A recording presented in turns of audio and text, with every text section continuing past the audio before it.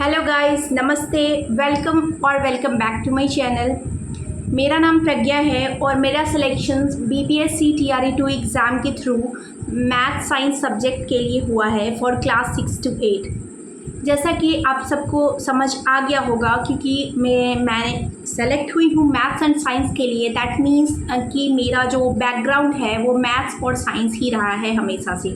So I can tell you about that in depth. मैं आपको in depth यानी कि मतलब डेप्थ में ये बता सकती हूँ, ये सजेस्ट कर सकती हूँ that how can you make these portion strong. और इसके अलावा भी मैं अदर सब्जेक्ट्स के बारे में भी बता सकती हूँ, लेकिन अभी मैं इस वीडियो में आपको सिर्फ और सिर्फ मैथ के बारे में बताने जा रही हूँ। कॉमन पेपर के जो मैथ्स होते हैं, जैसे जो लोग साइंस बैकग्राउंड या मैथ्स बैकग्राउंड से नहीं होते हैं, या फिर जो लोग साइंस से मतलब जूलॉजी वगैरह से उन्होंने किया हुआ होता है और उनको मैथ्स स्ट्रॉन्ग करने की ज़रूरत होती है, या फिर जिन लोगों का सोशल साइंस सोशल स्टडीज़ होता है और उन लोगों को पहले से ही कोई इंटरेस्ट नहीं होता, बट अभी हमारा वेटेज यानी कि कॉमन पेपर में आप सब देख रहे होंगे कि हमारा जो मैथ्स का वेटेज है वो 8 मार्क्स के questions they are asking. And you know कि अभी सिलेक्शन लेने के लिए 8 मार्क्स तो क्या 1 mark is very very important, is very crucial you know. तो हम लोगों को क्या करना है, अपने मैथ्स को स्ट्रॉन्ग करने के लिए किन किन पॉइंट्स को ध्यान में रखना चाहिए, अभी हम उस पर बात करेंगे। सबसे पहले हम बात करते हैं कि मैं मान लेती हूँ कि आपको मैथ्स बिल्कुल ही नहीं आता। आई मीन टू से कि आप मैथ्स पूरा भूल चुके हैं, आप एकदम ज़ीरो से स्टार्ट करना चाहते हैं और ज़ीरो से सीधे हीरो या फिर हीरोइन बनना चाहते हैं। तो उसके लिए आप क्या कर सकते हैं। देखिए, मैथ्स जो है वो बहुत ही इंटरेस्टिंग सब्जेक्ट है, बशर्ते कि आपसे उसके क्वेश्चंस बनने लगे, तभी आपको मैथ्स बहुत ज़्यादा आसान लगने लगेगा। जो भी मैथ्स बैकग्राउंड से होंगे they can relate with it कि if we are solving any question, we are able to solve the questions, तो it makes us easy and it makes it more interesting, और ज़्यादा इसको इंटरेस्टिंग बना देता है।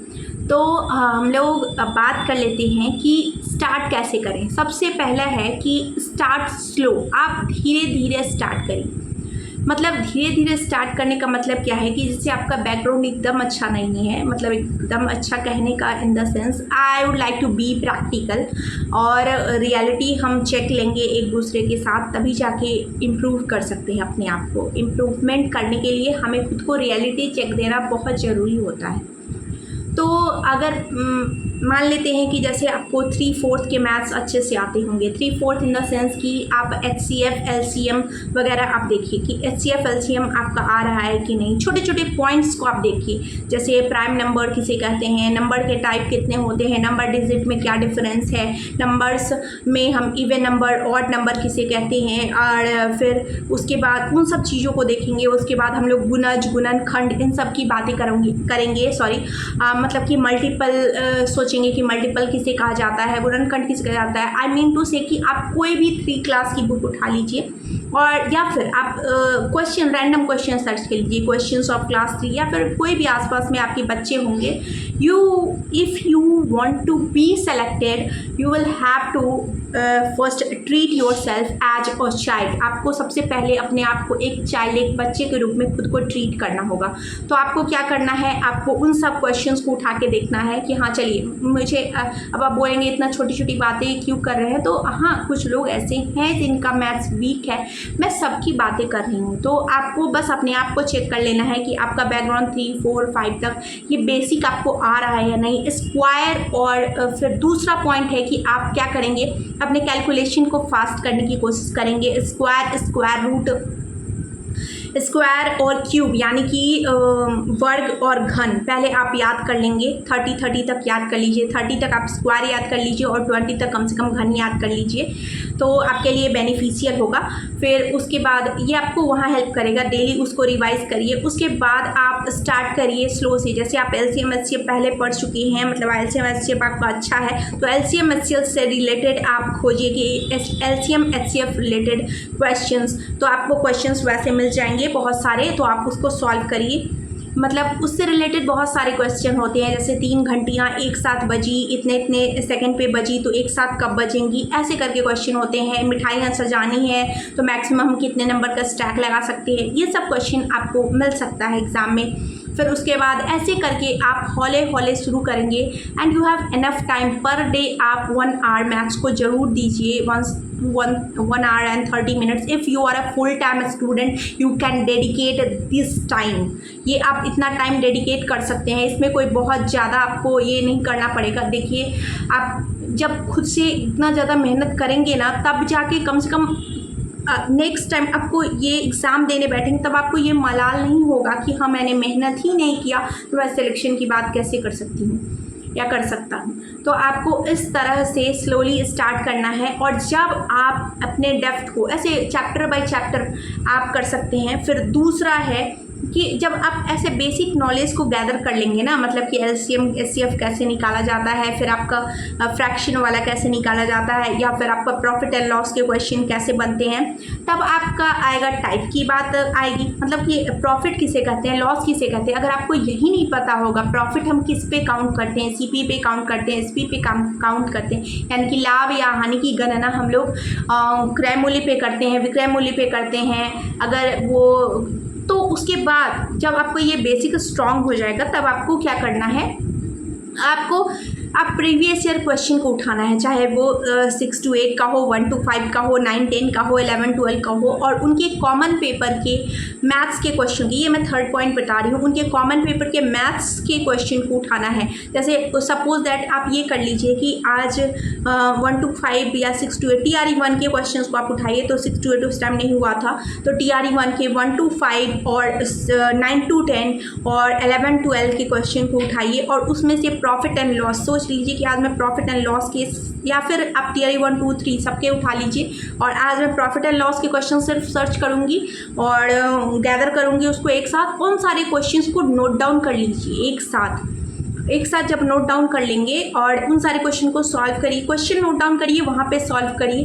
देखिए, अगर आपको वो नहीं आ रहा है तो उसका सॉल्यूशन ढूंढिए कि ये कैसे बनेगा, और ये कैसे बनेगा तो फिर उस टाइप के क्वेश्चन को और आप कलेक्ट करके सॉल्व करिए। जब आप ऐसे क्वेश्चन को सॉल्व कर लेंगे तो और ऐसे नोट डाउन कर लेंगे आप, तो you will have a bunch of question. आपके पास एक क्वेश्चन का गट्ठर हो जाएगा, यानी कि क्वेश्चन का एक गैदर हो जाएगा। क्वेश्चन को आप एक जमा कर लेंगे एक साथ, और आपको पता चल जाएगा कि कौन से चैप्टर से किस वैरायटी के क्वेश्चंस वे पूछते हैं, कहाँ तक पूछते हैं, 8th तक में ही पूछते हैं या 9 10 के भी पूछते हैं। 9 10 में भी पूछेंगे तो वो थोड़ा बेसिक क्वेश्चन ही पूछेंगे, उसमें थोड़ा ज़्यादा हाई फाई नहीं होता है। तो आप ये कॉमन पेपर के लिए इस तरह से मेहनत करके, और जब आपका ये हो जाए तब आप क्या करेंगे, तब आप मॉक टेस्ट वाले क्वेश्चन या फिर कंबाइंड क्वेश्चन प्रैक्टिस जो होता है, जो कोई भी क्लास का 6 to 10 का क्वेश्चन प्रैक्टिस अमरजीत सर ने करवा रखा है या फिर किसी भी टीचर ने करवा रखा है, उनके क्वेश्चन, वो जो क्वेश्चन प्रैक्टिस करवाते हैं कॉमन पेपर के लिए मैथ्स के, उस क्वेश्चन को आप लगाना शुरू करिए और धीरे धीरे अपने कैलकुलेशन को फास्ट करिए। पर डे अपने माइंड में कैलकुलेट करिए, मतलब कि अगर 15 को 15 से मल्टीप्लाई करेंगे तो क्या होगा, उसको अगर हम 5 से डिवाइड करेंगे तो क्या होगा, इस तरह से आप करेंगे तो फिर आपका क्या होगा, बेसिक स्ट्रॉन्ग हो जाएगा, आपका मैथ्स डेफिनेटली स्ट्रॉन्ग हो जाएगा। सॉरी यू नो कि दुनिया में भांति भांति के लोग होते हैं, तो वही पता नहीं कुछ थे अपना करामाती दिखा रहे थे तो मैं क्या बात कर रही थी आपको कि हमें करना क्या है कि हमें इन सब पॉइंट्स को ध्यान में रखना है। मैंने आपको क्या बोला, कैलकुलेशन डेली का डेली आपको करना है, मतलब मल्टीप्लाई करते जाना है, ऐड करना है, इस तरह से कैलकुलेशन आपका फास्ट हो जाएगा। इतना का 5% क्या होगा, इतना का 10% क्या होगा, ऐसे ये आपको प्रॉफिट एंड लॉस में हेल्प करेगा। फिर आपको पता है कि चक्रवृद्धि ब्याज, प्रॉफिट लॉस, इन सारे क्वेश्चंस को वो बहुत अच्छे से पूछते हैं। फिर आपको क्वाड्रेटिक क्वेश्चन के क्वेश्चन पूछते हैं, है ना, तो इन सारे क्वेश्चन को आपको ध्यान में रखना है। एंड मुझे पक्का यकीन है, देखिए मतलब मैं मैथ साइंस बैकग्राउंड से थी, तो मेरा भी था कि मुझे सोशल साइंस स्टार्टिंग में समझ में नहीं आते थे, तो मुझे वो बहुत वीक लगता था, मतलब बहुत ज़्यादा स्टार्टिंग में तो मैं किसी भी सर का देखती थी तो नहीं समझ में आता था। फिर मैंने रिसर्च किया और बहुत कुछ किया, यानी कि मेहनत करना पड़ता है तभी जाके वो चीज़ हमारा हो जाता है। कोई भी चीज़ ऐसा नहीं है जो इम्पॉसिबल है, because impossible says that I am possible, है ना। तो आप लोग भी कर सकते हैं, ऐसा कोई नहीं है कि जिसका मैथ्स अच्छा होता है, जिनके मैथ्स अच्छे होते हैं उनके चार पैर और दो चार माइंड होते हैं, ऐसा भी नहीं होता है।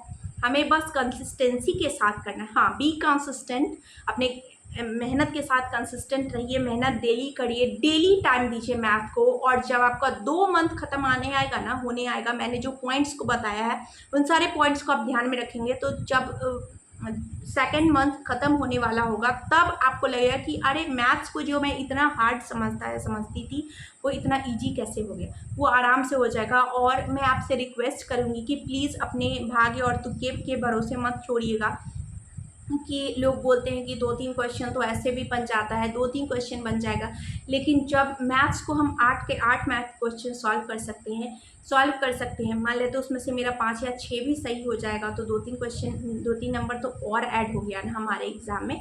तो बेटर है कि हम मेहनत करें और लगातार मेहनत करें, कंसिस्टेंटली मेहनत करें, और मेरे की पॉइंट्स को ध्यान में रखते हुए आप मेहनत करिएगा। एंड आई बेट यू कि आपका मैथ्स बहुत अच्छा हो जाएगा और आपका सिलेक्शन जो मैथ्स की वजह से रुक रहा था वो मैथ्स की वजह से नहीं रुकेगा।